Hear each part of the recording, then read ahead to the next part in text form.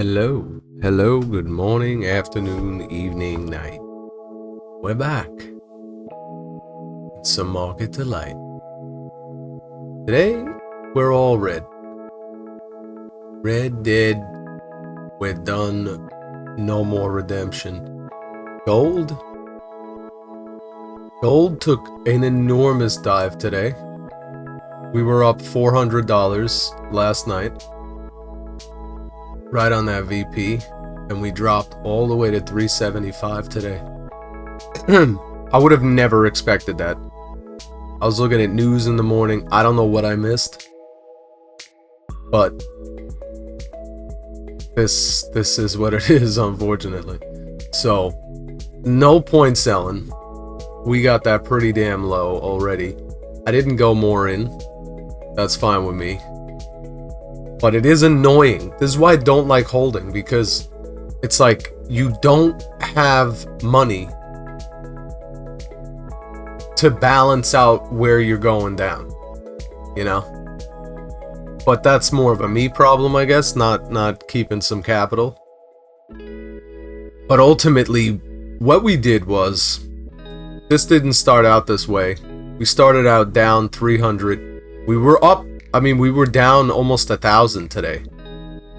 Most of it's from gold, of course. That 400 from yesterday getting ripped away from us. But we did flip around some things here. We sold plug. We bought plug. Excuse me. But we probably sold it at some point. I don't think so, actually. There's just a lot of flip-flopping today. I'm very scatterbrained. I don't know.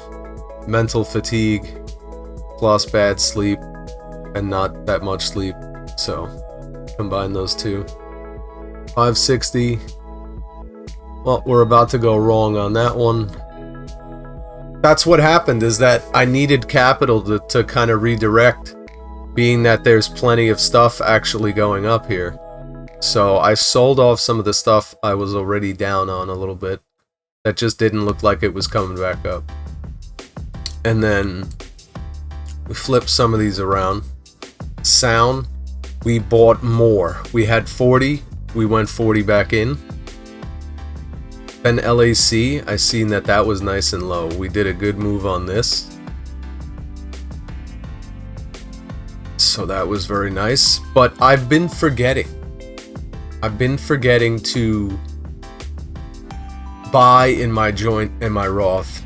So I'm getting a little bit thrown off my game. There's been a lot of things I'm switching up lately and incorporating and doing new. We've readjusted our dashboard here. Realized I'm not even getting like critical info that I am looking for elsewhere. May as well have it here. So that's good, that's good. Ion Q. I don't know, how'd we do? Yeah, it's one of those days where you sell stuff and it comes back up. So we sold and then we bought it again. We might have even bought higher. What did we, 59.10? Yeah, see, we bought higher than where we sold. We could have just held it, and that's what I wanted to do, but I was like, I need money, and Ion Q yesterday and today pulling down, so I'm like, being that gold made no sense today why it went down, at least from my perspective. I was like, Ion Q is probably going to keep going down, even though it looks like it should be going up. But this has been my new thing to pay attention to. You make sure you isolate your VPs and that they're representative on a bunch of different charts. I mean, I don't think so. That seems like a smaller band. So only on the 30 minutes she's shown. But anyway, when you get the rubber banding and the coiling around the VPs with a lot of volume, tends to be a pretty damn good indicator, as well as the rest of your indicators. And then NBIS went up as well, a little bit more.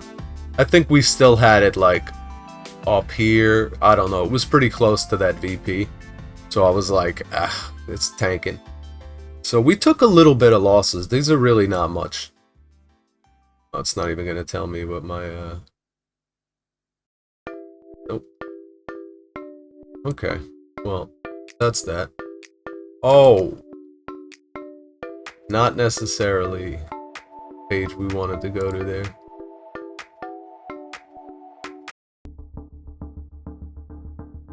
So I'm really just looking to see what else we could possibly get. I really would like to trim down. We made more watch lists, but ultimately that's in an effort to reduce and start clipping things out of the main watch list, because I had a lot of things going on this year that I was slowly accumulating very good things that I was sorting out. But this list has gotten corrupted by a lot of the new speculation. Like Ion R, to be quite honest. Get rid of it. Because these things have been sucking me dry, being that I'm like, you know, so many things up in the air. News, speculation, and fundamentals. 3 things that are kind of the total directive of what's happening in the market lately. And it's not even like they're all factored. It's more like one of them takes the stage. So you don't know what the day is going to bring for them. So if you can isolate the speculation or the news stocks or the fundamentals, and they tend to be in that area responding to those types of things, that can help out a little bit. To just take out some of that variability that's going to be bringing you down. So I would have to say that you got those 3, and then you've also got not knowing about the stock, which is 4, which is really something you should never be doing, is playing with stuff you don't understand in any sense of the word. Like orbs. You know, good to play with, huge speculation. But it's not something I've been following. So that I'm looking to clean up while we sit here and ponder if this is gonna hit 1,000 again. Which really will keep us even with yesterday. It's just, good man, good lord. Since last Friday, it's like, well, really, since that first Friday, everything went down. We haven't been able to make too much back. We're up like 400 from that point still, going back and forth. So today I tried to focus more on things that I actually had to do in real life while just, you know, checking in on this. And it's actually been fortunate. I've been fortunate so far. We got some doctor's appointments out of the way, talked to insurance, and we got a corned beef on the stove. So that's pretty sick. Got the vegetables cut. We got to put them in a little bit later. So the food is cooking, and you know, that brought everything back up a little bit. If gold could make a recovery at some point today, that'd be wonderful, which I'm sure it will. Maybe get halfway back, maybe get like around 390 by the end of the day, something like that. That's what we're thinking. And then yeah, just got rid of more stuff here, kind of bought some stuff. These were all sells that pretty much came up higher than where I sold them. Maybe not by much, but they did. Either way, kind of gave me a little bit of breathing room. The QQQ sell I didn't want to do, but I needed the capital, and that was up pretty well. I know that's, I don't know, I feel like QQQ is gonna get pulled back within the next week, plus or minus. And that'll be my time to jump back into that. And been thinking about the ETFs I got, because we got almost too much in the ETFs. I do want to keep up more than half of the account in some stable assets. So I'm thinking about how to rearrange this, because I mean, that's 10,000 right there. Really almost 11,000. So that might be a little bit too high of an appropriation, which would have been super smart for me to sell off the some of the gold when it was up 400. That would have been very, very smart. But I'm new to playing with gold.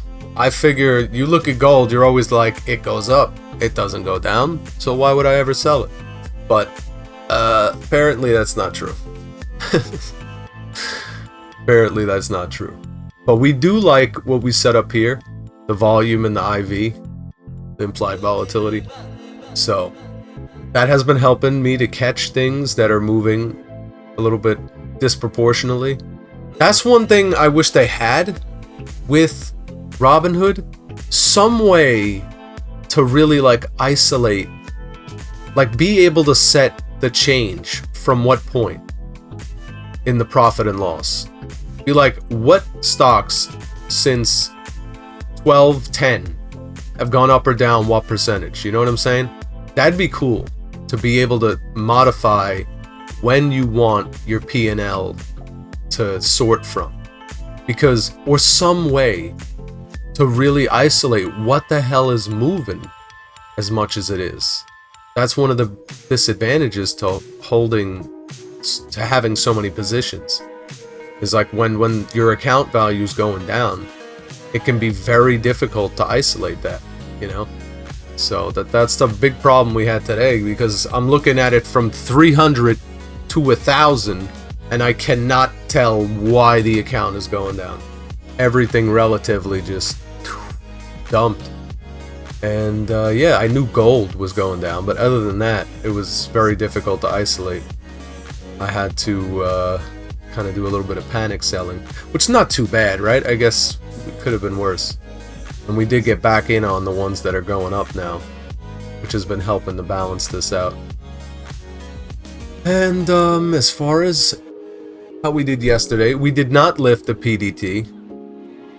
We did not lift our pattern day trading flag. So we've been hamstrung. We do have to get today's in there. But yeah, we're taking back. We were up about 1,000 last night. This was earlier on by the end of the night, and overnight started taking back a little bit, but before that we were up about 1,000, 150 and like 300.